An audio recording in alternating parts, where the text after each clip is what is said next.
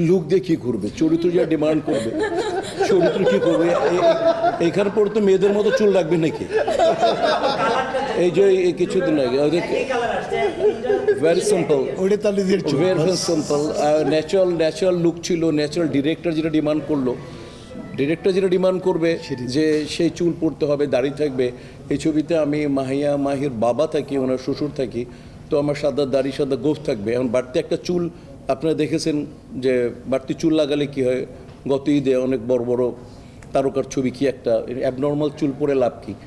যেটা ন্যাচারাল, যেটা সবার আগে ন্যাচারাল ডিরেক্টররা চায়, আমরা হচ্ছে ন্যাচারাল একটা জিনিস আনতে।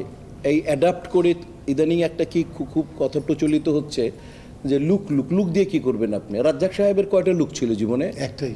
শুনছেন কখনো? সালমান শাহর কয়টা লুক ছিল? লুক। রাজ্জাক সাহেব আর সালমান শাহর উপরে কোনো নায়ক আসবে, জনপ্রিয়তা পাবে? লুক দিয়ে কি করবে? লুক কি? এটা নতুন কথা, লুক এগুলো কি? এগুলো লুক দিয়ে কি হবে? ক্যারেক্টারটার আবেগটা আপনি ধরতে পারলেন কিনা সেটাই গুরুত্বপূর্ণ। ক্যারেক্টারটা আবেগ। আমি যদি বলি আপনাদেরকে শাবনূর কয়টা লুক নিয়েছে বলতে পারবেন? শাবনূর চিনেন? শাবনূর কে জানেন তো আপনারা?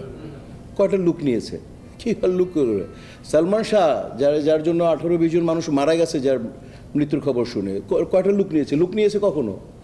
আপনার ভিতর যদি পোটেনশিয়ালিটি থাকে, আপনার ভিতর যদি মেধা থাকে, তাহলে দর্শক এমনিই বসে দেখবে। অক্ষয় কুমার কয়টা লুক নেয়? ওদেরটা বাদ দেন, এই শাহিদ কাপুর বলি, কয়টা লুক নেই তারা? এটা আর আমরা তো বাবা, আমরা তো এখন পার্শ্ব অভিনেতা করি, আমরা তো এখন সিনিয়র মোস্ট। কাজে ডিরেক্টর যেটা ডিমান্ড করে আমাদেরকে সাধারণত সেটাই করতে হবে, আর সেটা ন্যাচারাল থাকলে তো সবচেয়ে ভালো। দেশে দেশে সবার সাথে দ্য নিউজ।